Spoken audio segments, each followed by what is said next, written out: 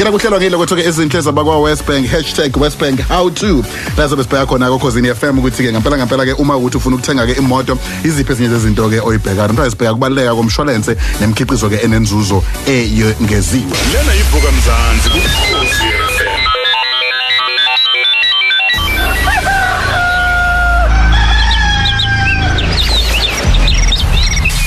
Uyithathe nosiqhemeza nozama ngevuka Mzansi kuKhosi FM. Turn it up.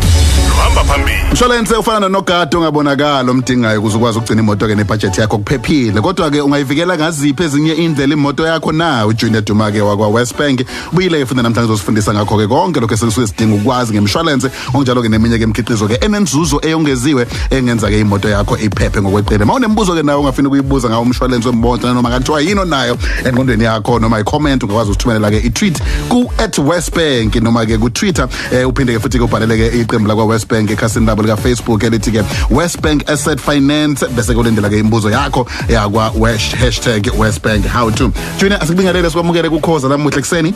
Uvukile ngempela uMzansi Siqhemeza siyabonga siphinde sibingelele. Sibingelele ngempela ke siqala nje ukubalekile Junior ungasitshela ukuthi yini lento ebizwa nge-comprehensive insurance uqale ukukhulunywa ngayo kakhulu mawukhuluma ngendaba yemshwalense nokuthi ibaleke ngani nokuthi ke iyabiza noma iyakhonakala na? I-comprehensive insurance Siqhemeza umshwalense wemoto ukhavela ukuthi imoto mayiba sengozini yomgwaqo noma kwenzeka iciya noma intshontshwa nezinto nje ezifana noma kuyisithwathwa imoto ilimale ukhaviweke ngisho ngakuthi isigcobo nje siyayisukela siza kuwena yiwo lo insurance ekuthiwa i-comprehensive kushibhileke ukukhokhela i-comprehensive insurance le kunokungabi nawo unhlobo insurance wemoto ngoba phela uma ukuthi imoto iba sengozini ungenawo umshwalense lokho kufanele ukuthi uzomela wena ukhokhe zonke indlela kuzokhanda kwale moto uwedwa okuba inkinga ke isikhathi esiningi ngoba kulimaze iphakethe lakho kuthatha ibudget yakho kuyilahlele uma nje ubhekisisa unika isikhathi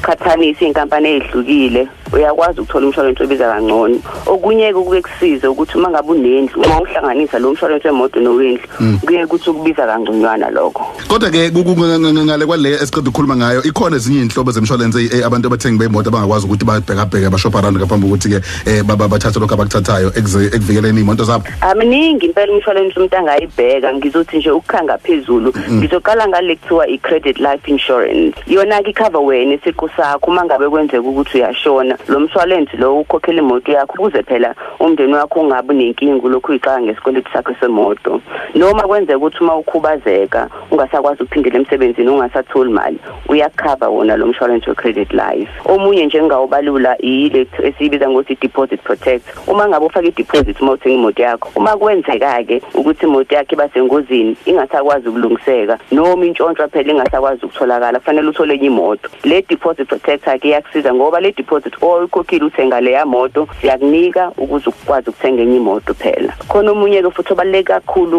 okuthiwa i-cover plus uma imoto yakho ibe sengozini futhi nakhona ingasalungiseki noma intshontshiwe kufanele uthenge enye imoto phela ngithi lo mshwalense ke lo uyakusiza ukuthi ukhokhele interest okweleta ebhange ngoba i-comprehensive insurance ikhokhela nje inani elingene naleyo moto yakhe isuke intshontshiwe interest yebhenki le cover plus yona icover leyo insurance iyakwazi ke nokukhavela izinto ezokuthi uma uthi uyaphuma kwi-parking ibe nomhuzuko namadensinyana amancane kanje iyakwazi ukukhavela lokho.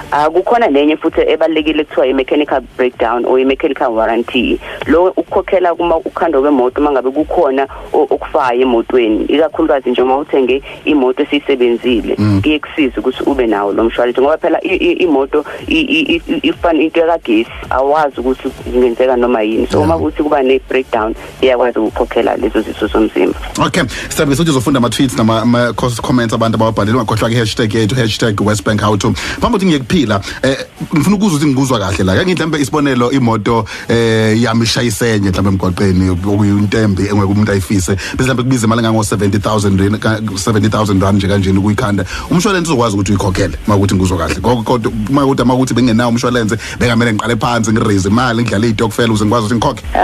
Uyazi ihlaba esikhonkosini wesiqhemeza umshwalense wonke ibudget yakho kwangempela. Wow.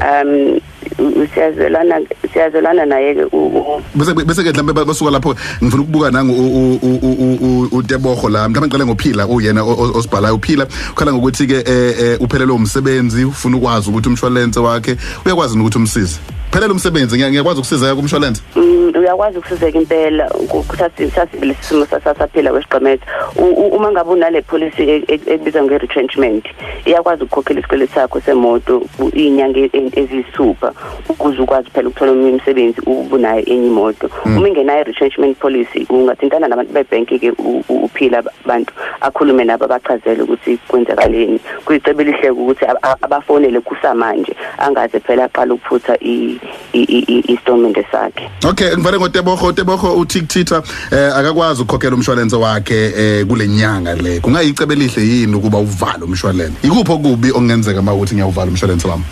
Siyabonga kuTebogo ngombuzo wakhe esiqhemezi. Kuyingozi kakhulu ukuthi uvale umshwalense wakho. Okubi nje okungenzeka ukuthi ungavese ushayiswe umuntu ongenawo umshwalense nawe awunamshwalense. Kwenzakalani ke kuleso sikhathi? Kunokuthi uvale umshwalense ngathi nje kungcono ukuthi anciphise ezinye izindleko, anganciphisa izinto angayidinga leso sikhathi njengokukhokhela nje izinhlelo zamambona kude ongaphila ngaphandle kwazo. Ngingathi nje inkontileka yakho yebhange wephila iyakuphoqelela ukuthi ube nawo umshwalense. Ngakho ke kumele ube nawo umshwalense ungakwazi nje futhi uphindele kulo onawo umshwalense ubatshela ukuthi sengikhokhile ake nibheke ukuthi le moto yami ibiza malini sengenza ukuthi seyihlile neveli yakhona baphinde bakubalele futhi umshwalense ukuthi uthola ukuthi umshwalense wakho usewubiza kancane. Kubalekile ukuthi abantu iminyaka yonke baphinde kumshwalense yabo bacele umshwalense yabo iphinde babalele kahle kuyenzeka ukuthi yehle insurance ekhokhayo iminyaka yonke. Sibonga kakhulu sibe nathi kuKhosi Ekseni. Ngiyabonga kakhulu Siqamezana. Okay. UJunethu Malone uvelayo kwa Westbank uma ukuthi ke ngicela sicela simbonge nje kakhulu ukuthi ke usipheke ukukhulu kulwazi mhlanje sizakwazi ukubaleka kwe-comprehensive insurance iyayonga ngempela ke ibudget uma uthi ulalele kahle. Sesiyazi nokuthi futhi kuneminyeke yemkhiqizo engaphinde kwazi ukuthi kusize uma ubhekeneke nesimo ezingalindelekile ezenzeka emgwaqweni insuku zonke. Uma unembuzo ke nawe ke comprehensive insurance noma ke ezinye izinhlobo zemshwalense akhulume ngazo nangayithithayo nxa yesikhathi ngakwazi ukuthi ke ubhaleke kwikhasi la kwa-Facebook le Westbank le Asset Finance liku Facebook noma uthubele i-tweet ku@Westbank ku Twitter sebenzisa ke ihloko esithi #WestbankHowTo kulapho ke okwamhlanje sibeka khona ngesonto elizayo besiphendula ke imibuzo yenu yakwa #WestbankHowTo enibhale ku Twitter na ku Facebook qinisekisa ukuthi ke uyalalela ke uhlelo ukuze uzozwa ukuthi ke usudumile yini mhlawumbe umbuzo wakhe bekubuzwa wona nje uJunior kuzobe khona eniphatheleke izaluleko ehamba phambili kuona umsakazo ohamba phambili Khosi FM zokuthengwa kwemoto 825 la isidlo sasekuseni uphezulu kwezingxoxo zakhaya uvuka Mzansi uKhosi FM lushaya amaphiko.